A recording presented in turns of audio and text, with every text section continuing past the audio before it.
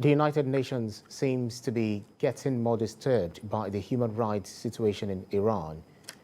Human Rights Chief Volker Türk says the rising number of deaths from protests in Iran, including those of 2 children at the weekend, and the hardening of the response by security forces underline the critical situation in the country. UN human rights spokesperson who briefed journalists in Geneva urged the Iranian government to address people's demands for equality, dignity and rights instead of using unnecessary or disproportionate force to suppress the protest. The lack of accountability for gross human rights violations in Iran remains persistent and contributing to the growing grievances.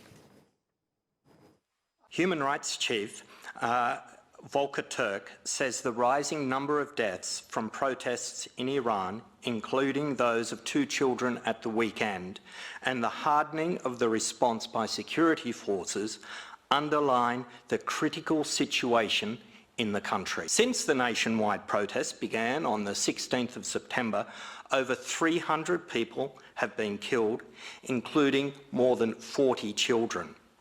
2 16-year-old boys were among 6 killed over the weekend. Protesters have been killed in 25 of Iran's 31 provinces, including more than 100 in Sistan and Baluchistan.